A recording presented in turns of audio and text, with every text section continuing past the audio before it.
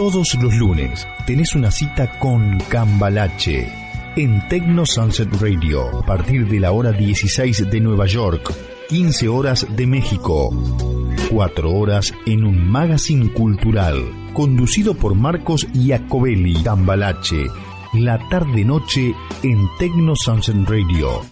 Tengan ustedes los cordiales saludos de Marco Iacobelli, que les da las muy buenas tardes, muy buenas noches a todos ustedes. Y estamos acá en Cambalache, desde los estudios A de Cuautitlán Izcalli, en el Estado de México. Vamos a estar en directo desde Valencia, España, en el espacio Cita con la Orden, con el ilustrísimo escritor y poeta español Juan Benito Manzanares, entrevistando a la psicóloga y escritora española Rocío Rodríguez Ródenas, y con la cuarta entrega de la historia de los templarios.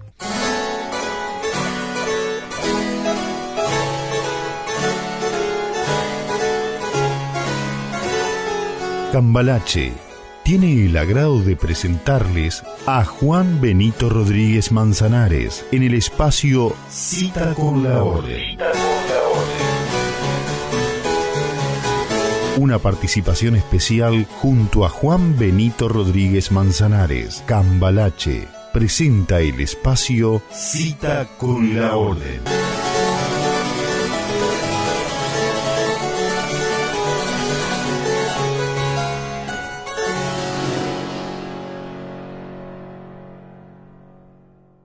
Estamos conectados con la ciudad de Valencia, con nuestro querido ilustrísimo Juan Benito Manzanares, con Cita con la Orden, que le damos las muy buenas noches España, buenas noches Valencia, buenas noches Juan, ¿cómo estás? Hola, muy buenas noches Marco, encantado de estar de nuevo aquí en tu programa, como digo siempre, pues estar aquí contigo y con todos nuestros radioyentes siempre es un verdadero placer. También quiero dar un fuerte abrazo a nuestro director Héctor Muña por estar ahí un día tras otro acompañándonos y estando siempre a pie del cañón para que todo funcione perfectamente. ¿Qué tal? ¿Cómo ha ido la semana, Juan? Cuéntanos.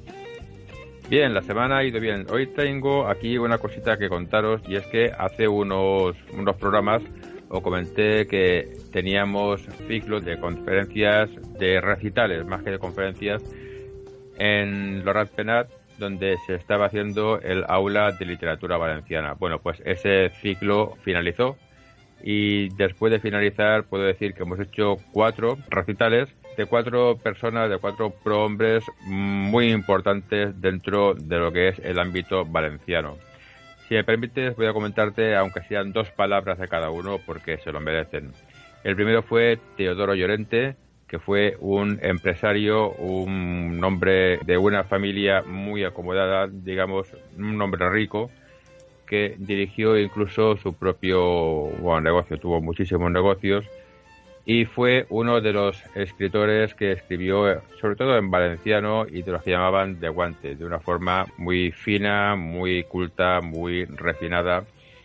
Y el segundo fue totalmente lo contrario, fue Constantillo Bar, que venía de una familia no pudiente, de una familia que no tenía medios. De hecho, se comenta y leyendas de que había ocasiones de que no asistía a ciertos lugares y a ciertos sitios porque no tenía chaqueta para ponerse. Y su obra fue básicamente en valenciano, toda en valenciano, y con una connotación de no ser, digamos, todo lo buena que debería haber sido.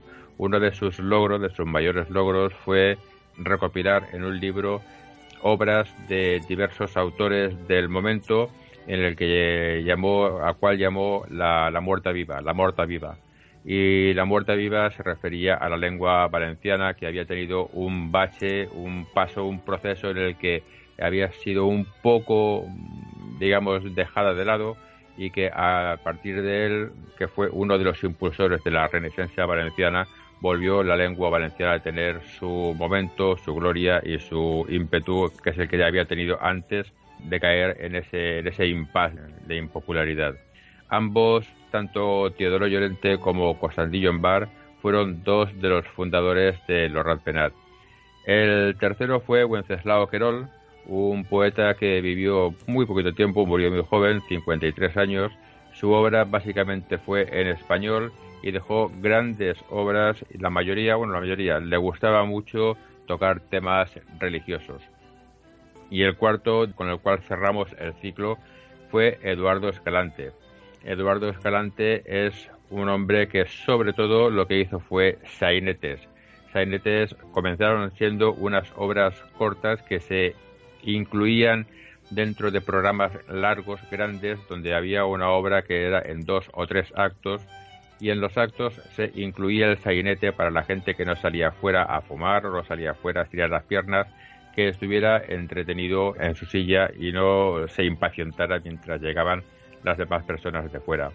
Estos sainetes, de ser obras de 10, 15 minutos, han pasado a ser un poquito más largas, no muchos, sobre 20, 25 minutos, algunos siguen siendo de 15 minutos solamente, y sobre todo tratan de temas valencianos, de temas muy, digamos, como se suele decir aquí, muy de la tierra, muy patrióticos, aunque hay sainetes de todo tipo.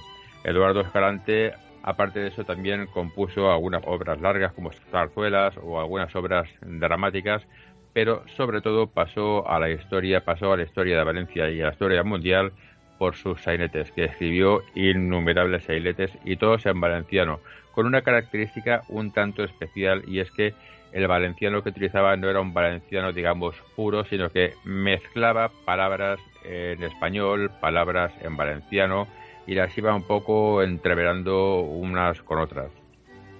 Qué increíble. ¿Se sigue escribiendo sainetes?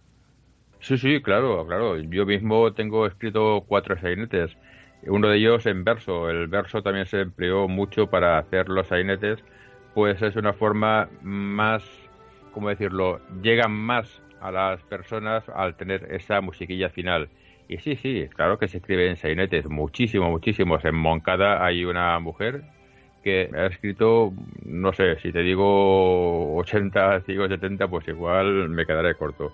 Ha escrito muchos sainetes. Se escriben escribiendo porque sobre todo a los que escribimos teatro nos gusta un poquito llevar el humor, llevar un poquito esa pincelada de salir fuera un poco de lo que es el ambiente habitual, que a lo mejor puede llegar a ser un poco dramático, un poco triste, y entonces salirse un poquito de ese ambiente habitual donde que te rodea siempre lleno un poco de problemas, y sacar esa sonrisa que a veces hace falta. Eso es muy bonito. Entonces, claro, los sainetes se siguen haciendo, y muchos.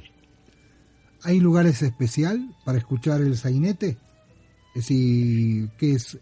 ¿Alguna sala o algún sitio particular para escuchar el sainete? No hay ningún sitio que sea un sainetero, no hay ningún sitio especial, sobre todo porque los sainetes, como te comentaba, son obras muy cortitas y no daría espacio o no tendría sentido un programa donde hubiera un sainete o donde hubieran 3 sainetes o donde hubieran 2 sainetes. Entonces los sainetes se unen a otras obras más o menos largas. Están las obras, digamos, cortas, sobre 1 hora, poco más, poco menos, y luego están las obras largas. Entonces, un sainete se une o bien al principio de una obra corta o en el entreacto de las obras largas, y siempre va unido a otra obra un poco más larga. Rara vez se escenifica un sainete solo. Cuando es un sainete largo, de los que podríamos decir que duran 20, 25 minutos, en algunos sitios, en algunos lugares que no llegan a ser teatro, sino a lo mejor en un casal fallero o en una asociación que se hace al inicio de un acto, sí que se puede realizar un sainete solo. Y lo que te decía, cuando hay uno solo, pues suele ser que, no sé, pues el estreno de algo, pues antes se hace un sainete. Vamos a hacer una inauguración de, no sé, pues hacemos un sainete.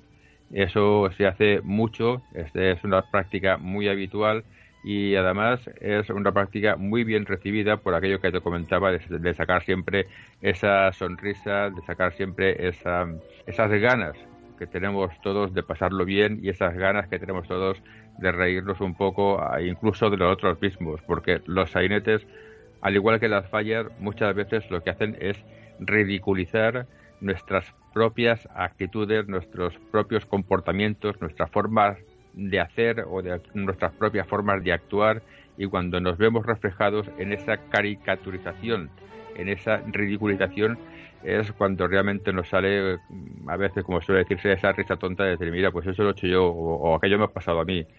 Y eso, pues bueno, es algo importante.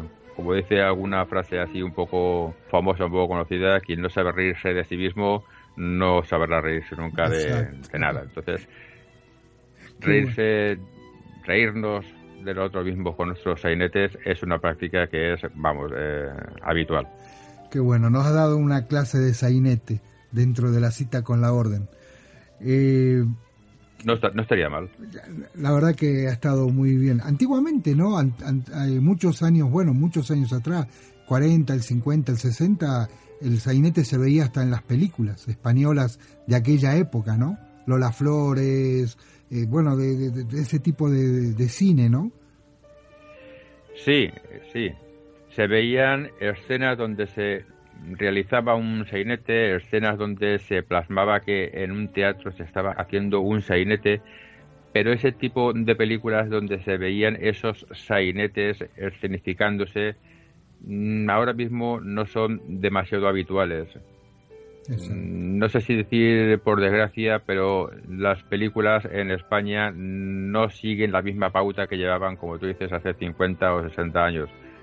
Ahora tienen otra pauta, hay otros gustos, hay otras formas de hacer películas, llenas de, muchas veces, de efectos especiales, de estas películas que le quitan los efectos especiales y te has quedado sin película porque carecen casi incluso de argumento. Y bueno, pues eso es lo que ahora se lleva, y bueno, yo espero y mucha gente esperamos que, como pasa con las modas, que esto dé otra vez otro cambio y podamos volver a sacar el sainete, pero no solamente el sainete, porque hay otras formas de teatro, como pueda ser la zarzuela, o como puede ser la misma ópera, que no está tan de moda, pero que están ahí y siempre tienen sus seguidores. De hecho, yo tengo muy cerquita en mi casa a mi mujer, que es una forofa de las óperas, y que ópera que hacen, ópera que quiere ir a ver, porque realmente es que, aunque sean repetidas, aunque sean siempre las mismas, y eso que hay óperas para poder escenificar muchísimas sin ser las mismas repetidas, pero parece ser que las conocidas son las que más se ponen y se reponen, pues bueno, aunque sea ver la misma, quiere ir a verla.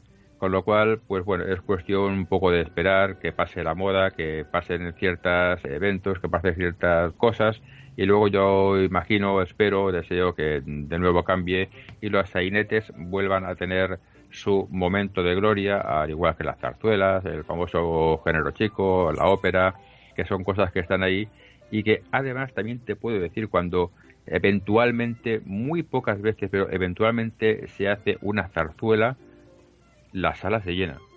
La sala se llena porque hay como una especie de hambre, ¿no? De hambre de otras cosas que no sean el hip hop y el reggaetón que te meten por todas partes, ¿no? Hay hambre de otras cosas.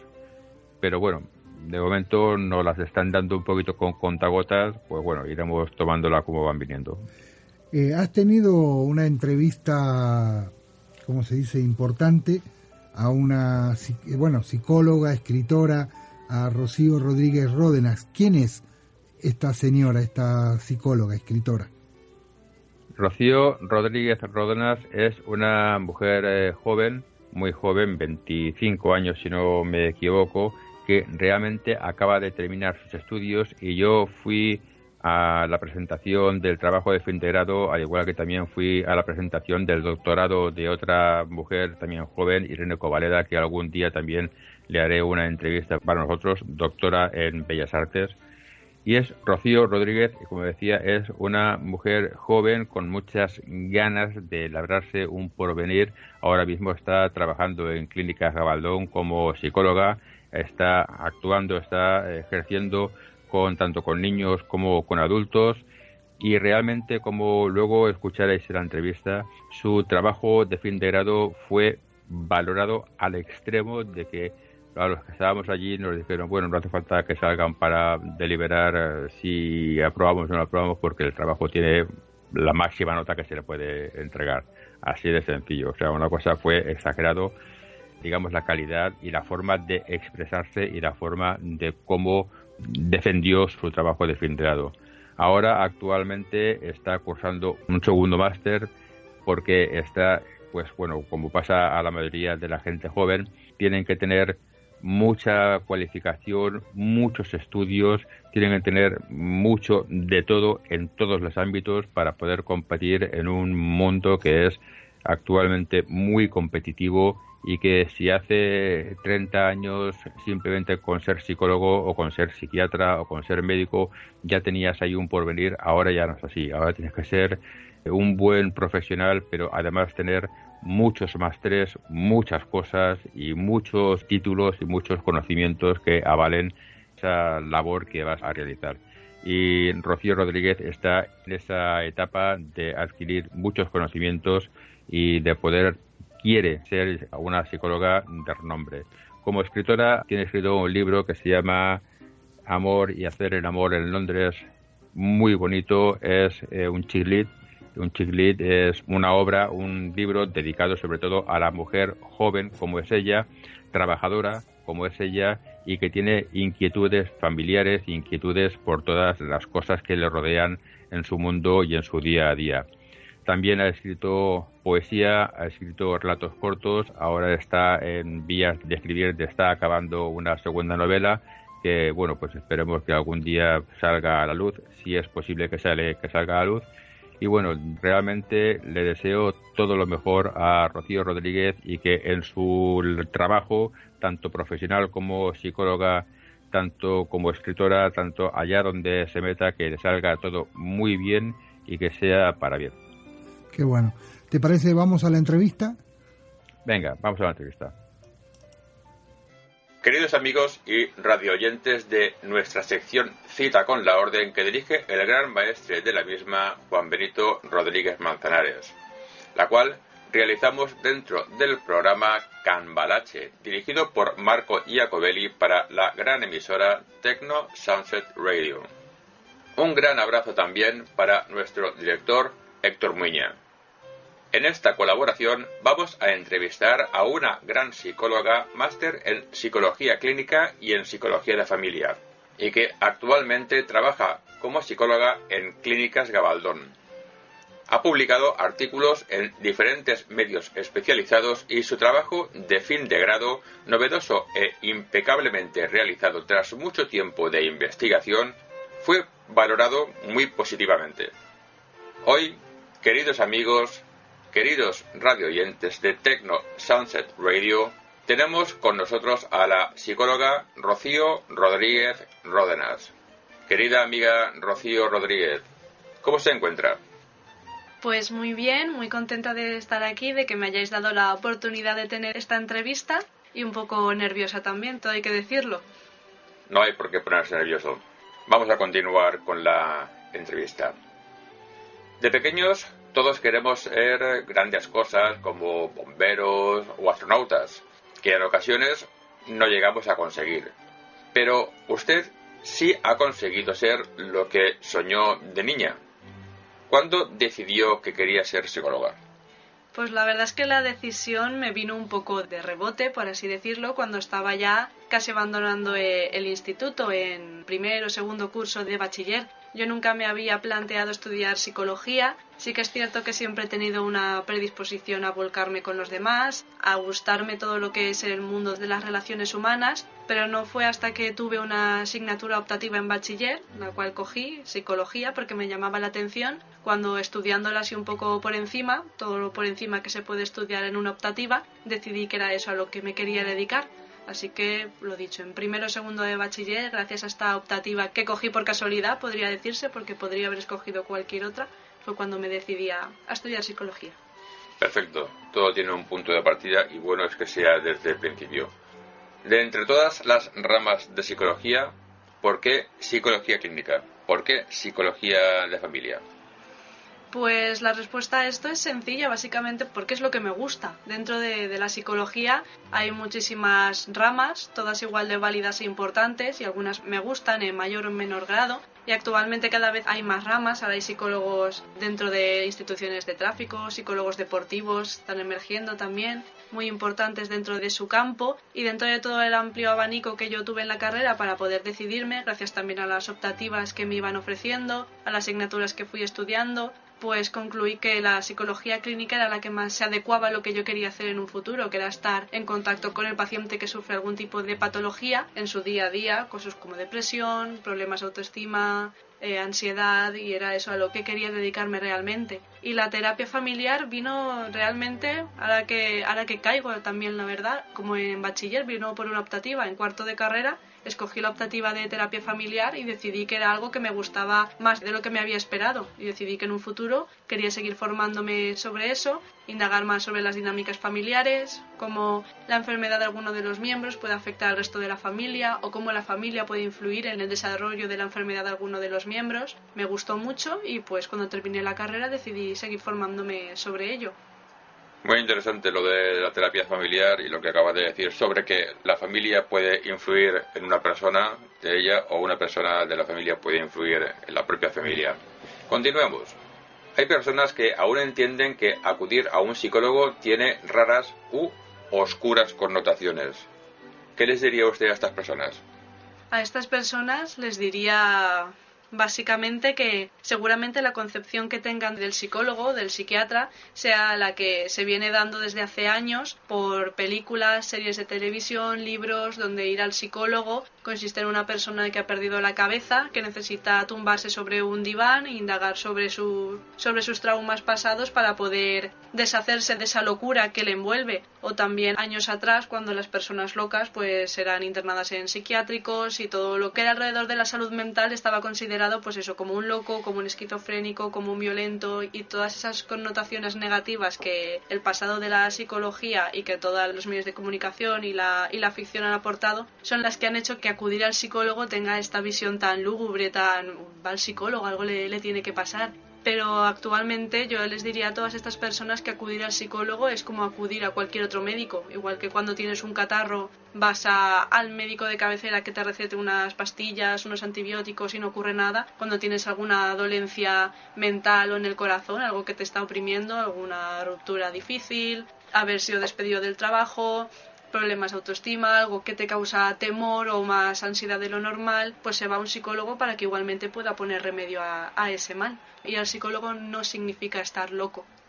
Gran respuesta, de la cual todos tendríamos que tomar buena nota. Continuemos.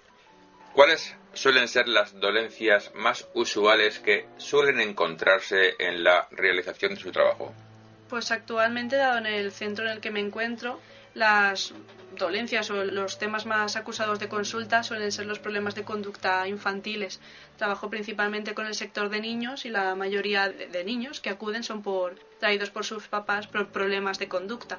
También lo que comentaba anteriormente, casos de ansiedad, de depresión, leves, sin llegar a ser casos graves, pero suelen ser lo que más acude a consulta.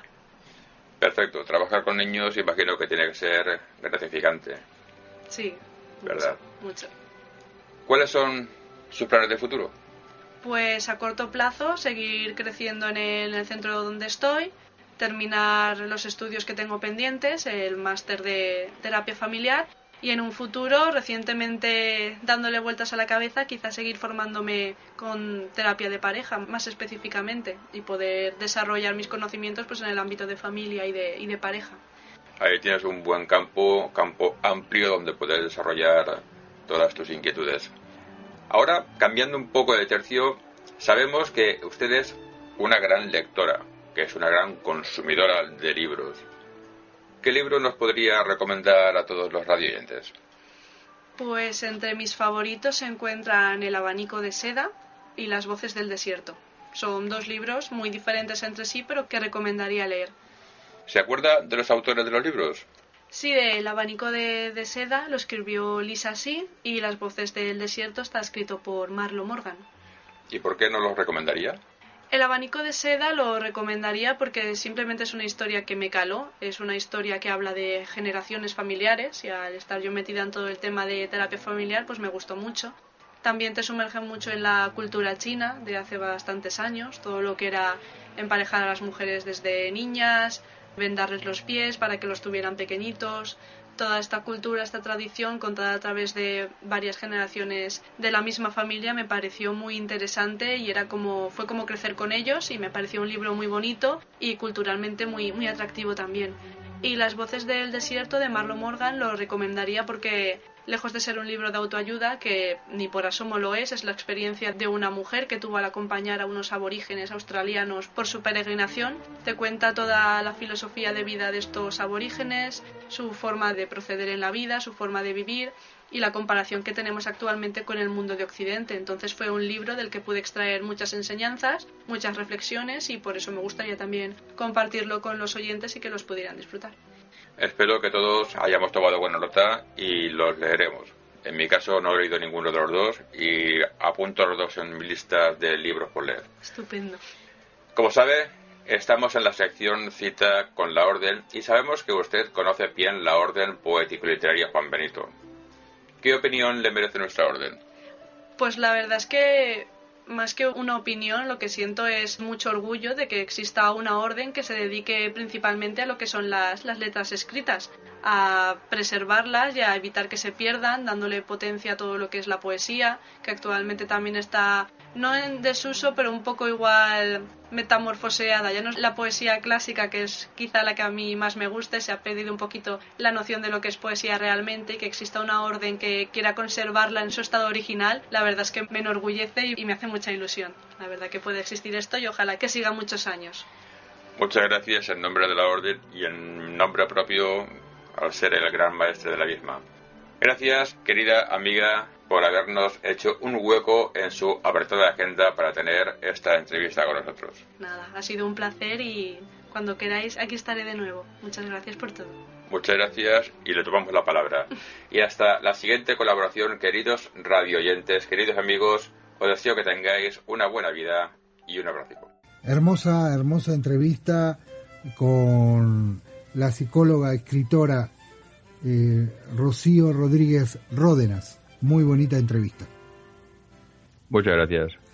Realmente, como decía antes, le deseo todo lo mejor a Rocío y desde aquí muchos besos. El otro día, el lunes pasado, tuvimos un problema con el micrófono, se nos desconectó.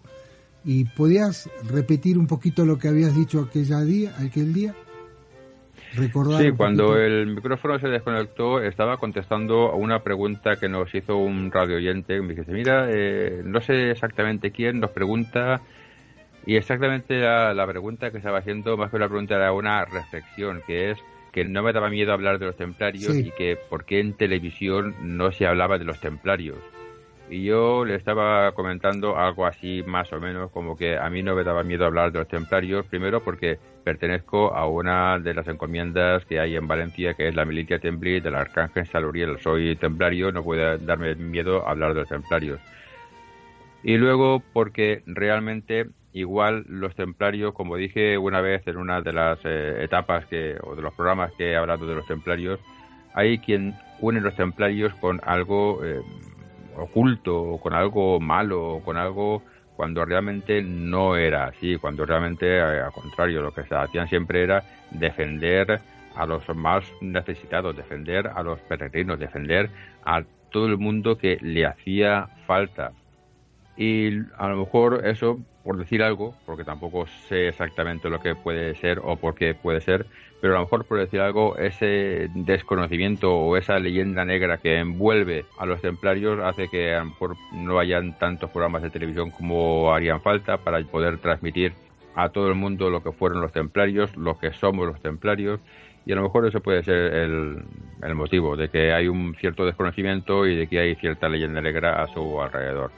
Pero yo imagino que, bueno, pues como pasa siempre, que en cuanto una emisora haga, pues vamos a hacer una serie que hable sobre los templarios, solo sobre los templarios. Otras emisoras, al ver que tendrá éxito, porque seguro tendrá éxito porque es un tema que está candente y que a todo el mundo le gusta, habrá un resurgir de los templarios y de las órdenes. Y con respecto a esto, también dije en este momento, que ahora vuelvo a repetir, que a través del Ateneo Mercantil de Valencia, que actualmente es una de las entidades más señeras en el ámbito cultural de Valencia, actualmente, y lleva 100 años siéndolo, pero bueno, actualmente también. Voy a realizar un ciclo de conferencias que van a hablar de las diversas órdenes, de las diversas grandes órdenes que han habido desde la primera que se tiene constancia y que está, digamos, que todo el mundo reconoce que fue la primera orden, que fue la del Santo Sepulcro, hasta la última de las grandes órdenes, que fue la Orden de Montesa.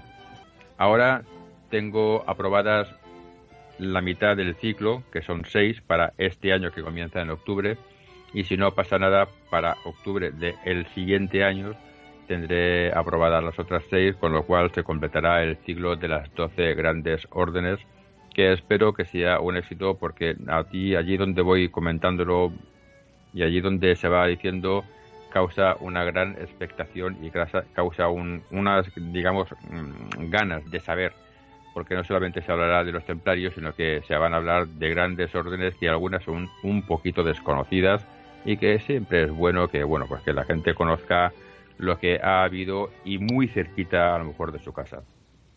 Qué bueno. Nos vas a tener al tanto de lo que sucede ahí. Sí, claro, perfectamente. Son una conferencia mensual, durará sobre 1 hora.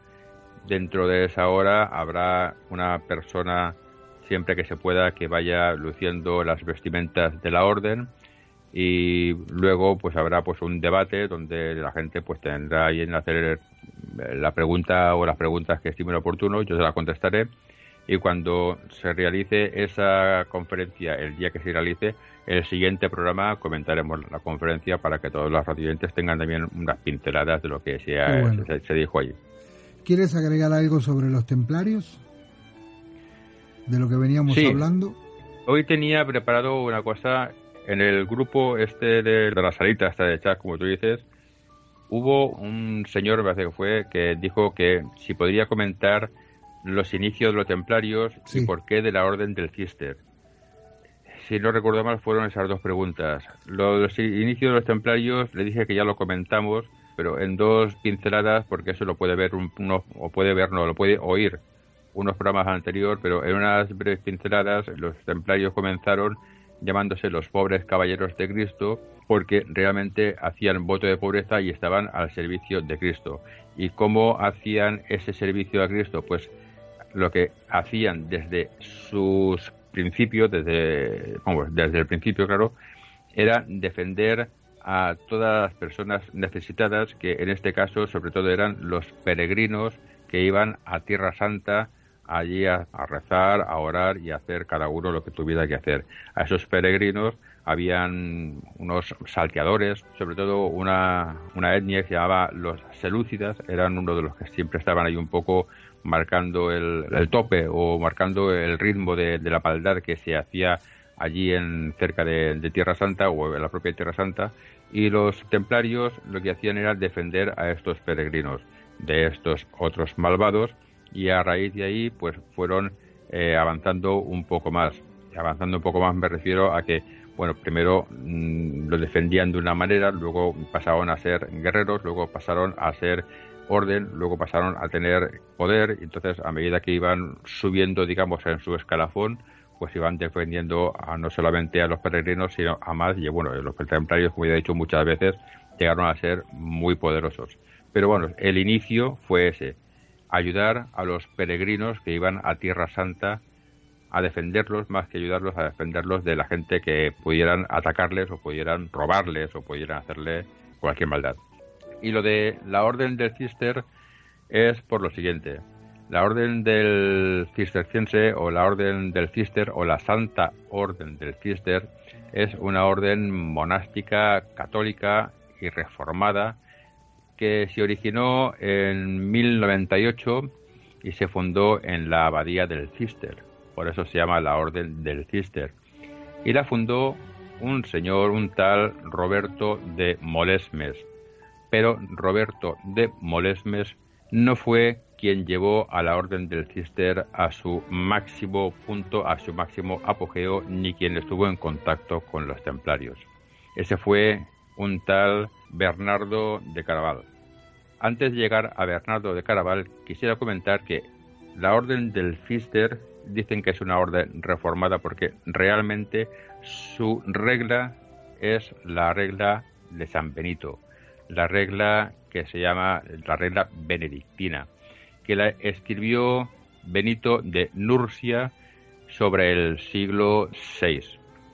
Tiene 73 capítulos y algunos de ellos han sido modificados o añadidos después, mucho después de que se escribiera, por los seguidores de la misma. Después de tener o de basar su propia regla en la regla benedictina, llegaron a tener pues su regla propia con esas modificaciones, con esas improntas que le dieron, y pasó a tener su nombre propio, que fue la regla del Císter. Bernardo de Claraval, como decía, fue la persona quien le dio el impulso a los templarios, llevando la regla del Císter a los templarios. Pero ¿por qué realmente surgió y por qué pasó eso? Bueno, pues hay que buscar el porqué en el que San Bernardo, el abad Bernardo, era sobrino de uno de los 9 caballeros fundadores de los templarios, que luego, posteriormente, pasó a ser el 5º gran maestre de la orden, que fue André de Montbard. En un momento dado hicieron un concilio en Troyes para regular la organización, y en ese concilio fue donde realmente se escribió la regla cisterciense para los templarios. Para quien no sepa lo que es la regla, es, salvando muchas diferencias y salvando mucho todo lo que pueda haber de similitud o diferencia, vendría a ser como los estatutos y el reglamento de régimen interno actual que tienen las asociaciones. Es las normas por las cuales se regía la orden templaria. Y esas normas eran propias. Increíble. Es decir, dentro de lo que había una organización bien estructurada, es decir, no era era bien estructurada la orden. La orden del Temple, quisiera que si estaba bien estructurada. Sí, estaba bien estructurada, ¿no? Estaba porque lo que veo estructurada hasta el más mínimo detalle. Ya. O sea, no había nada que se hiciera dentro de la orden que no estuviera reglado y que no tuviera unas pautas para poder hacerlo. De hecho, llegó a ser tan grande y tan potente porque cada uno sabía lo que tenía que hacer. Exacto. Cada uno sabía dónde estaba y cada uno asumía lo que tenía que hacer sin interferir en los demás y sin interferir en el campo del otro. Eso es importante prácticamente en todo. Tú y yo sabemos, todos nuestros radioyentes que nos escuchan sabrán si han pertenecido a asociaciones, a cualquier entidad donde haya muchas personas, que siempre está aquello de que una persona se quiere meter en el campo del otro porque yo lo hago mejor, o porque tú no sabes, o porque cuando yo entré. Bueno, pues eso no reinaba en los templarios. Al contrario, por su condición de monjes guerreros, de monjes soldados, nunca intentaban chafarse los unos a los otros. Y entonces, como todos sabían dónde estaban, como todos sabían realmente lo que tenían que hacer, la orden llegó a ser pues lo que fue. La orden más grande jamás creada en toda la historia. Y todo estaba arreglado y todo estaba medido. Habían códigos, y esos códigos se respetaban, y punto. Estaba la lealtad, que era lo más importante, y a lo que estamos. Yo no te voy a chafar, sino te voy a ayudar. Es decir, cada uno en su sitio y con lealtad. Eso es lo que nos haría falta hoy, ¿no? En un orden mundial. Ahora haría falta eso y mucho más. No me gusta hablar de política porque no creo que sea el campo mejor para tratar en este programa, pero una regla así, con una moral de ese estilo, haría falta en muchos políticos actuales. Sí, haría falta algo de ese calado para que algunas sociedades pudieran funcionar mucho mejor. Y en muchos países de Latinoamérica. Es increíble. Pero bueno, es como dices tú, la política que la arreglen ellos. Pero bueno, claro. ¿Queda algo más, Juan? Pues, como te comentaba antes, hay un par de cosas o tres, pero como están aún por llegar, vamos a comentarlas cuando vayan llegando y así en su momento lo vamos comentando. Ahora, si quieres, si tienes alguna pregunta más, alguna cosa más, y si no, pues pasamos a la poesía final. Exacto, vamos a la poesía. Pues venga, en este caso, para variar, siempre cojo una que es mía, una que no es mía. Bueno, pues en este caso, esta no va a ser mía. Y es de Concepción Arenal y se llama El sobrio y el glotón. Y además tiene una moraleja que me gusta muchísimo y desde que leí esta poesía por primera vez hace ya bastantes años, desde que la encontré hace ya bastantes años, se ha marcado o ha cogido un lugar preferente dentro de las poesías que me gustan porque la moraleja es impresionante. Dice así: había en un lugarón 2 hombres de mucha edad, uno de gran sobriedad y el otro gran comilón. La mejor salud del mundo gozaba siempre el primero, estando de enero a enero débil y enteco el segundo. ¿Por qué el dragón dijo un día comiendo: yo mucho más? Tú mucho más gordo estás. No lo comprendo, a fe mía. Le replicó el frugal, y muy presente lo ten, porque yo digiero bien, porque tú digieres mal. Haga de esto aplicación el pedante presumido, si porque mucho ha leído, cree tener instrucción, y siempre que a juzgar fuere, la regla para sí tome. No nutre lo que se come, sino lo que se digiere. Me parece esta última estrofa genial. Y genial por el hecho de la moraleja que decía al principio que tiene. Hay muchas personas que se creen que porque han leído, porque han hecho tal, lo máximo, cuando realmente a lo mejor de lo que han leído no han aprovechado ni la décima parte o no han entendido ni la décima parte de lo que han leído. Fíjate. Qué Con bonito. lo cual me parece, estoy totalmente de acuerdo con Concepción Arenal. No es que hayas leído 1000 libros, sino que los libros que hayas leído los hayas entendido perfectamente.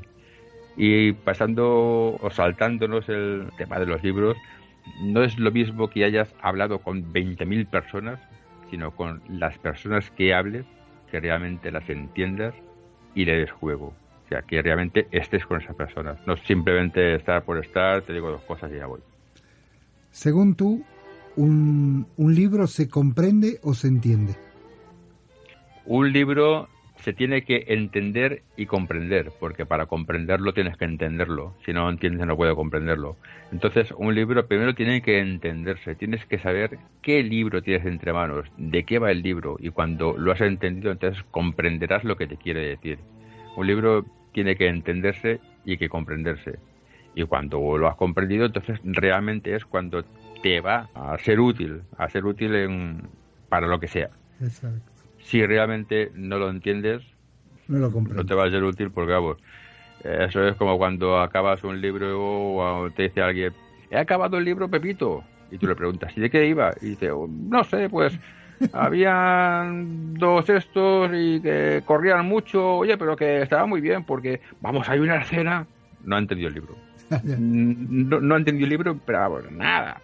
Si una persona que acaba de leer un libro no te sabe hacer una sinopsis del argumento, no ha entendido nada. Y así hay muchísimos que acaban de leer un libro y se quedan, pues como las películas de efectos especiales que decía antes, se quedan con las 4 escenas donde le han llamado más la atención, pero realmente a lo mejor la esencia entera del libro, lo que quiere decir el libro, ni por asomo. Ni por asomo. Qué bueno. No, pero es un juego de palabras que has hecho. Y cuánta verdad. Es entender para comprender y comprender para entender. Claro. Ahí está. Es. Bueno, Juan, gracias por tu participación en Cambalache y te esperamos el lunes próximo. Aquí estaremos encantadísimos, estaremos contigo, con Héctor Muña, con todos nuestros radioyentes, porque realmente sin ellos, como digo muchas veces, no seríamos nada. Un abrazo, Marco.